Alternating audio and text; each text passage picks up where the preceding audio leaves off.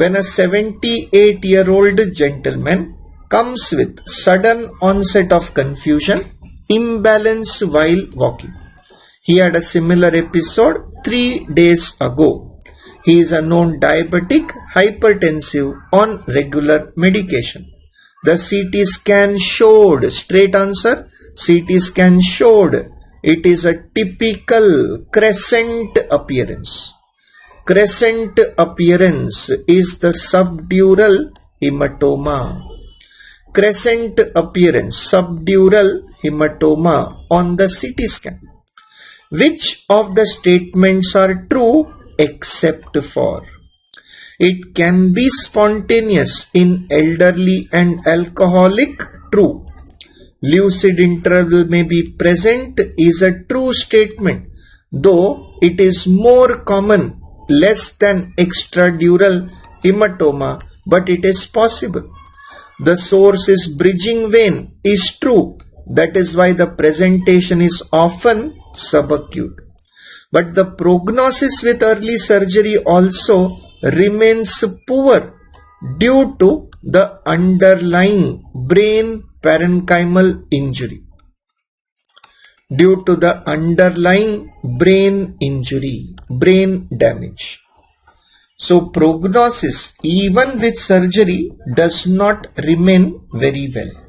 Does not remain very well. Question number 15. A 66-year-old lady admitted to neurology clinic with myoclonic jerks. Myoclonic jerks are having specific causes, right? Myoclonic jerks can be seen in SSPE. SSPE typically seen in adolescents with myoclonic epilepsy. Lafora body disease also children or adolescents because it is an inherited defect. Prion disease and PML can present with myoclonic jerk later. But patient has got aggressive behavior change. So there is a personality change along with myoclonic jerks. Myoclonic jerks with personality change with the classical ribboning, cortical ribboning on the MRI. Cortical ribboning on the MRI is typical of prion disease. So 3 reasons why we should mark prion disease. There is myoclonic jerks. Number 2 is personality change. Myoclonic jerk, personality changes with cortical ribboning is diagnostic of prion disease in this patient. Question number 16. Which of the following is least consistent with GBS? Least consistent with GBS. GBS typically presents as the ascending paralysis.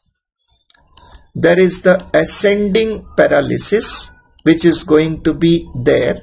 Neuropathy, ascending paralysis which is going to be there, which is usually pure motor. There may be sensory symptom, occasionally, but it is the areflexia, absent deep tendon reflexes. So least consistent is the intact reflexes. Least consistent is intact reflexes are not favoring diagnosis of GBS. Question number 17. In herpes simplex encephalitis, HSV encephalitis, this is the most common viral encephalitis. Most common viral encephalitis. When majority patient present with, most commonly they present with focal convulsion which can mimic stroke. Focal convulsion with weakness which can mimic the stroke. Mimic the stroke. So uncommon is already gone. Fits are common. Fits are common in the thing.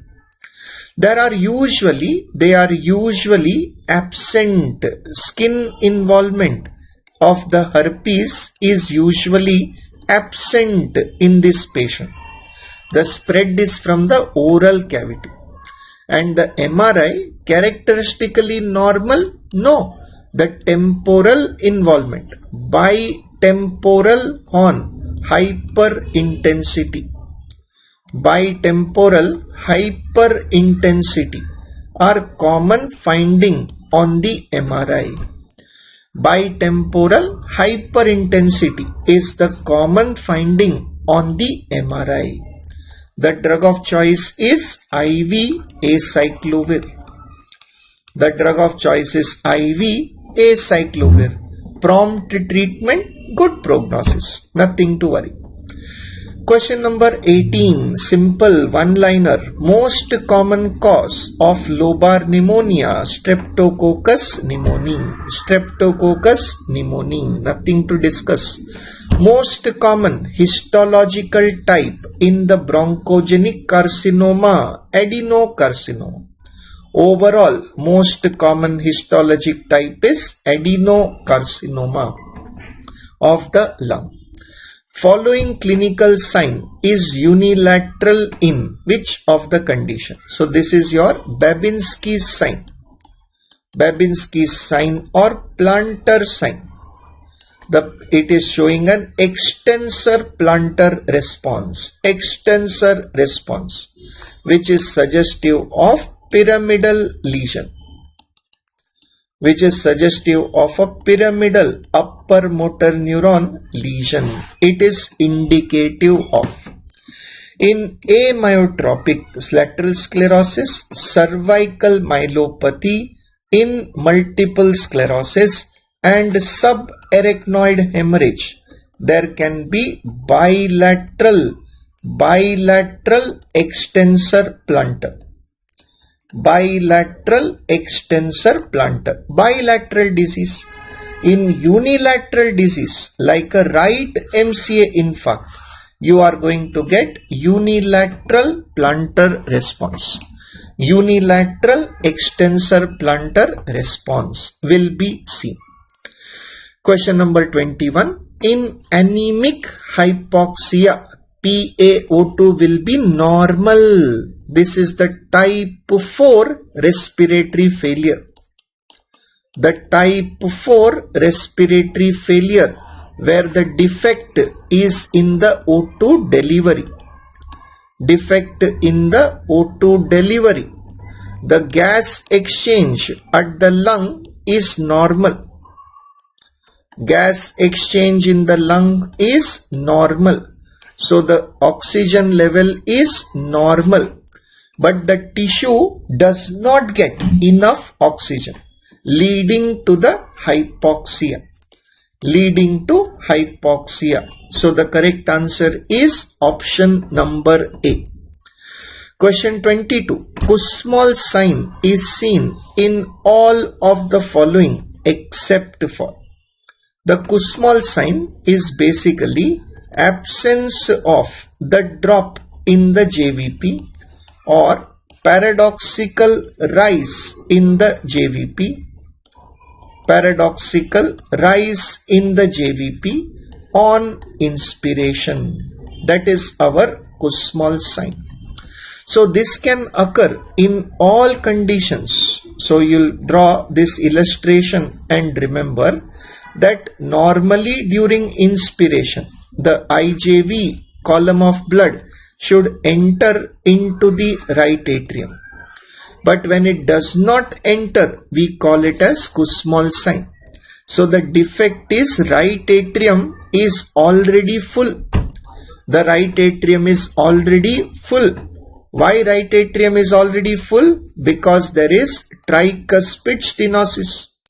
Number 2, there is impaired right ventricular compliance. Impaired right ventricular non-compliance, which can be seen in constrictive pericarditis, RV infarction, left-sided failure. So it can be seen in all of them except for HOCM. Except for HOCM. That is correct answer B.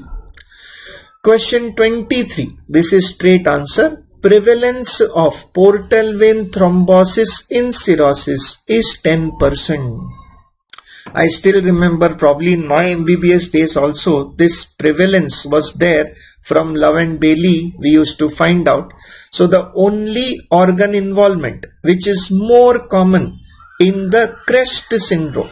CREST syndrome is same as limited systemic sclerosis as compared to diffuse systemic sclerosis is liver involvement, because 10% cases are associated with the primary biliary cirrhosis. Associated with the primary biliary cirrhosis, and that is why the only organ involvement which is more common in the limited form as compared to diffuse form is the liver. Question 25. Measurement of which urinary electrolyte is useful in a patient with metabolic alkalosis. In metabolic alkalosis, the causes are divided based on urine chloride level. When urine chloride is low, it indicates GI causes. When urine chloride is high, it indicates renal causes of alkalosis. So the most important urinary electrolyte is urine chloride level. Chalo, all the very best.